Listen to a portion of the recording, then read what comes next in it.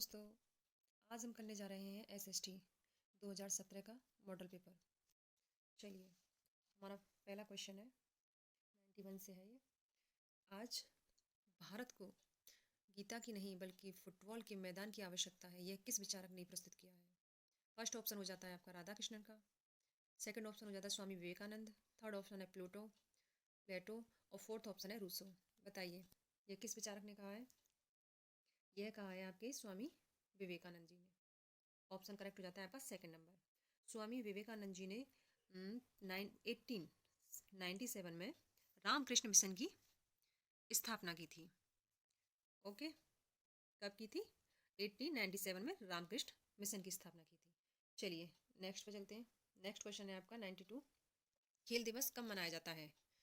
First option है 25 अगस्त को, second option है 29 अगस्त को, थर्ड ऑप्शन है 30 अगस्त को, फोर्थ ऑप्शन है 31 अगस्त को।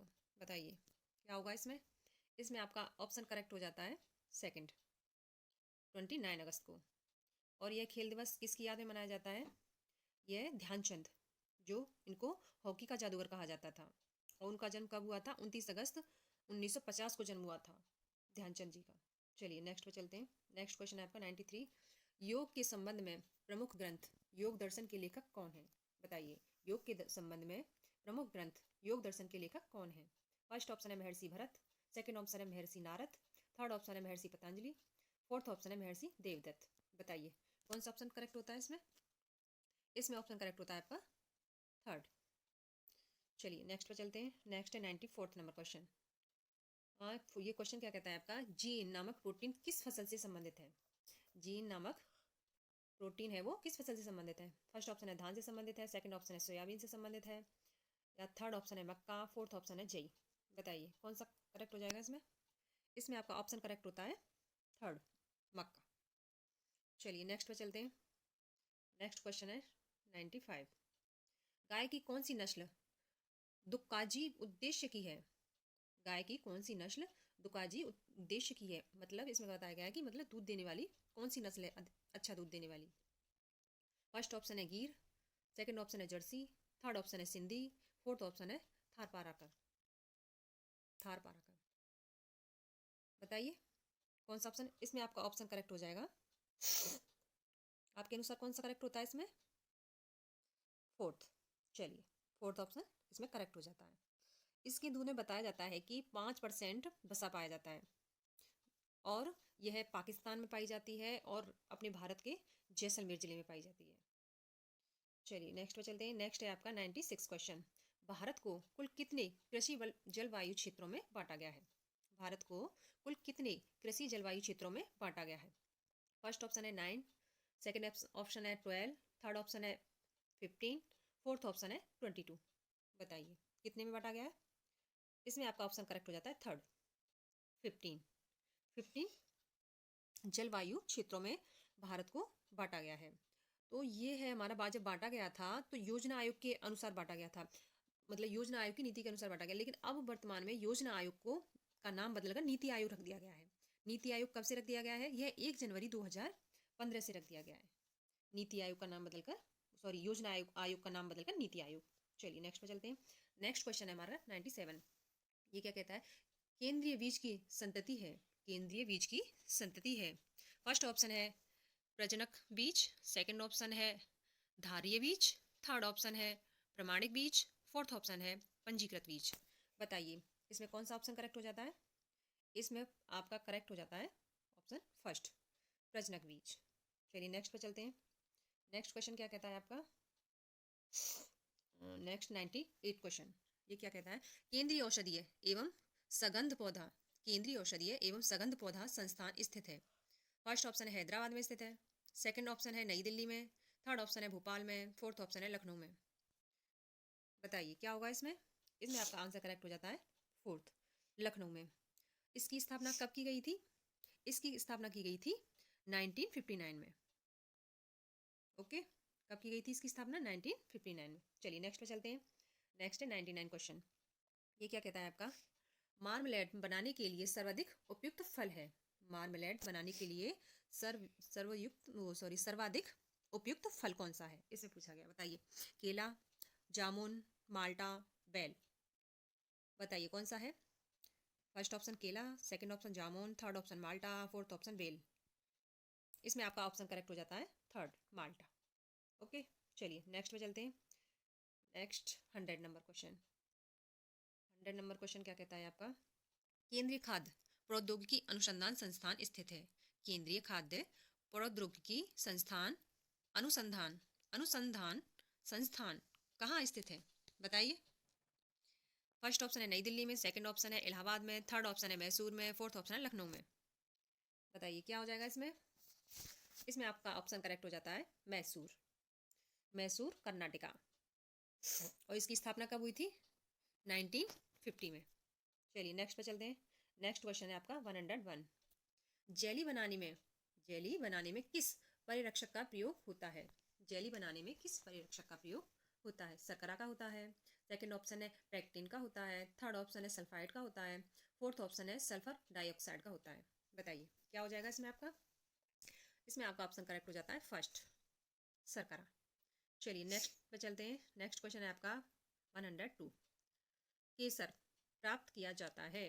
केसर किससे प्राप्त किया जाता है? बताइए। फर्स्ट ऑप्शन है कलिका से, सेकंड ऑप्शन है पत्ती से, थर्ड ऑप्शन है पुष्पवर्तिकाग्र से, फोर्थ ऑप्शन है बाह्य दलपुंज से। बताइए क्या हो जाएगा इसमें? इसमें आपका ऑप्शन करेक्ट हो जाता है थर्ड, पुष्पवर्तिकाग्र से। और जो केसर है भारत में कहाँ पाया जाता है? बताइए। ये भारत में पाया जाता है जम्मू एंड कश्मीर में। भारत के जम्मू एंड कश्मीर में पाया जाता है, लेकिन इसका मूल स्थान है वो दक्षिणी यूरोप में है। ओके, चलिए नेक्स्ट पे चलते हैं। नेक्स्ट क्वेश्चन है आपका 103। ये क्या कहता है? मानव शरीर में कुल कितनी पसलियां पाई होती हैं? मानव शरीर में कुल कितनी पसलियां होती हैं? 22, सेकंड ऑप्शन है 26, थर्ड ऑप्शन है 24, फोर्थ ऑप्शन है 28। बताइए कितनी पसलियां होती हैं? इसमें आपका ऑप्शन करेक्ट हो जाता है थर्ड, 24। चलिए नेक्स्ट पे चलते हैं। नेक्स्ट क्वेश्चन क्या कहता है आपका? टीएबी टीएबी का टीका किस रोग के बचाव से, मतलब किस रोग से बचाव करता है? टीएबी का टीका होता है वो किस रोग से बचाव करता है? फर्स्ट ऑप्शन है आपका तपेदिक, सेकंड ऑप्शन है डिप्थीरिया, थर्ड ऑप्शन है मियादी बुखार, फोर्थ ऑप्शन है काली खांसी। बताइए किस रोग से बचाव करता है? इसमें आपका आंसर करेक्ट हो जाता है थर्ड, मियादी बुखार से। चलिए नेक्स्ट पे चलते हैं। नेक्स्ट क्वेश्चन क्या कहता है आपका?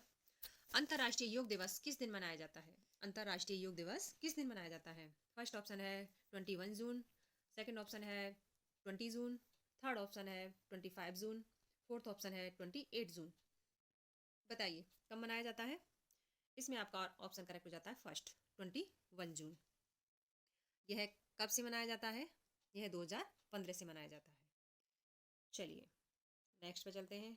नेक्स्ट है आपका क्वेश्चन नंबर 20 नहीं 106। चलिए किन वस्त्रों में गोंद की कलप का उपयोग होता है? किन वस्त्रों में गोंद की कलप का उपयोग होता है? ऊनी वस्त्रों में होता है, सेकंड ऑप्शन है सूती वस्त्रों में होता है, थर्ड ऑप्शन है रेशमी वस्त्रों में होता है, फोर्थ ऑप्शन है नायलॉन वस्त्रों में होता है। बताइए किस में होता है? इसमें आपका ऑप्शन करेक्ट हो जाता है थर्ड, रेशमी वस्त्रों में गोंद की कलप है जो वो रेशमी वस्त्रों में लगाई जाती है। गोंद की कलप भी लगाई जाती है और अरारूट की भी कलप लगाई जाती है, उनको एकदम कड़क कड़क रखने के लिए। चलिए नेक्स्ट पे चलते हैं। नेक्स्ट क्वेश्चन है आपका 107। ये क्या कहता है? अष्टाध्यायी के लेखक कौन है? अष्टाध्यायी के लेखक थे कौन थे? वेद। फर्स्ट ऑप्शन है वेद व्यास, सेकंड ऑप्शन है पाणिनि, थर्ड ऑप्शन है सुखदेव, फोर्थ ऑप्शन है वाल्मीकि। बताइए कौन है? इसमें आपका ऑप्शन करेक्ट हो जाता है सेकंड, पाणिनि। चलिए नेक्स्ट पे चलते हैं। नेक्स्ट है आपका 108 क्वेश्चन। द्वितीय विश्व सॉरी द्वितीय बौद्ध संगति द्वितीय बौद्ध संगति का आयोजन किसके शासनकाल में हुआ था? बताइए।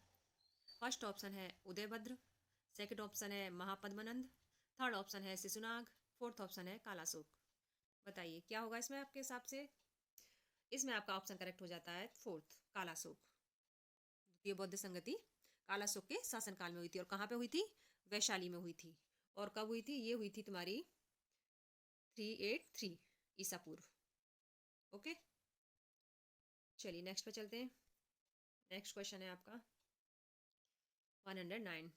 अकबर ने इबादत खाना का निर्माण करवाया था। अकबर ने इबादत खाने का निर्माण करवाया था, कहाँ करवाया था? बताइए। फर्स्ट ऑप्शन है आगरा में, सेकंड ऑप्शन है फतेहपुर सीकरी में, थर्ड ऑप्शन है दिल्ली में, फोर्थ ऑप्शन है सिकंदरा में। बताइए कहाँ करवाया था। इसमें आपका ऑप्शन करेक्ट हो जाता है सेकंड, फतेहपुर सीकरी में। ओके, चलिए नेक्स्ट पे चलते हैं। नेक्स्ट है आपका 110। आर्य समाज की स्थापना हुई थी, किस वर्ष हुई थी। आर्य समाज की स्थापना किस वर्ष हुई थी। फर्स्ट ऑप्शन है आपका 1865 में, सेकंड ऑप्शन है आपका 1817 में, थर्ड ऑप्शन है आपका 1875 में, फोर्थ ऑप्शन है आपका 1880 में। बताइए कब हुई थी। इसमें आपका ऑप्शन करेक्ट हो जाता है थर्ड, 1875 में। आर्य समाज की स्थापना किसने की थी। बताइए।